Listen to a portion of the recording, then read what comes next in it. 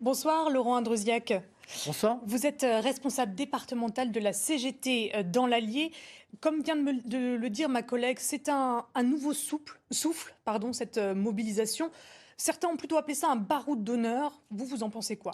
Non, c'est tout au contraire. Ce 1er mai était attendu comme une journée, on l'avait annoncé, qu'on voulait exceptionnelle. Les chiffres parlent d'eux-mêmes. On était dans le département de l'Allier plus de 10 000. Ça fait 25 à 30 ans qu'on n'avait pas connu de telle mobilisation pour un 1er mai. C'est la démonstration que personne ne veut tourner la page, que personne ne veut de cette réforme des retraites. Et les salariés, par leur présence aujourd'hui, l'ont largement exprimé. Donc ça va continuer. Comment vous voyez la suite du mouvement? Écoutez, les choses se construisent presque au jour le jour, à partir de discussions, de débats, à tous les niveaux, d'abord au plus près des salariés, parce que c'est d'abord les salariés qui font les mobilisations, puis aussi à tous les niveaux d'instances dans nos organisations. Demain, une intersyndicale nationale va se réunir. Ils vont poser en débat le bilan de ce 1er mai et décider ensemble des suites. On a déjà quelques dates en perspective, puisque dans 2 jours, le 3 mai, le Conseil constitutionnel remettra sa deuxième décision par rapport à une demande de RIP. Donc c'est un point d'appui, une possibilité à nouveau de cristalliser, de mettre en lumière cette contestation. Puis on a d'autres dates en préparation. On a le 8 juin. Donc il y a encore l'espoir que cette loi soit retirée.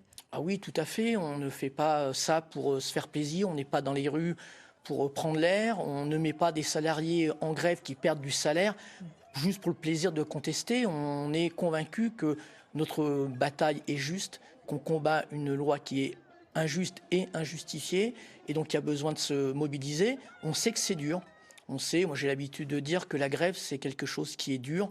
Ça pèse financièrement, ça pèse physiquement et psychologiquement. C'est difficile. Il y a des salariés qui sont à 52 jours de grève reconductible. C'est énorme. Dans un contexte d'inflation, on sait que c'est difficile. Bien sûr. Vous êtes donc secrétaire départemental de l'Allier. Là-bas, il est rare que les gens se mobilisent autant. Vous avez dit les chiffres et c'est vrai que c'est impressionnant. Est-ce que vous avez enregistré des records d'affluence? Est-ce que c'est les plus grandes mobilisations là-bas? En tout cas, je l'ai dit tout à l'heure, pour le 1er mai, on n'avait jamais vu ça depuis 30 ans. Mais plus généralement, et pour la plus réforme généralement, des retraites, ça fait au moins 15 à 20 ans qu'on n'avait pas atteint de tel niveau de mobilisation dans des villes où quelquefois c'est un peu plus difficile. Vichy, on a des mobilisations qu'on n'a jamais connues. Donc c'est la démonstration que les salariés et plus largement la population veut exprimer cette colère bien aujourd'hui qu'on perçoit dans le pays. Alors une colère mais pas de débordement en Auvergne. Pourtant, les rapports entre police et syndicats sont tendus dans certains cortèges. À Montluçon, vous dites être ciblé par les forces de l'ordre. Expliquez-nous. Oui, alors j'ai aussi des responsabilités au niveau national. On a lancé une cellule de veille dans toute la France. On est à des centaines de remontées où on voit qu'il y a des militants qui sont ciblés, qui sont poursuivis aussi bien par des procédures de justice que policières. Vous et pour avez ce qui été concerne, interpellé ? dans le département de l'Allier, il y a 3 semaines, on a eu 2 militants qui ont été placés en garde à vue pendant plus de 48 heures, complètement disproportionnés par rapport aux faits qui leur sont reprochés. Et puis, à titre personnel, en tant que premier responsable dans le département de l'Allier, je fais l'objet à nouveau cette semaine. Je suis convoqué à 3 reprises sur la même journée. Et ce qui fait, alors je l'ai exprimé comme ça, un triste record.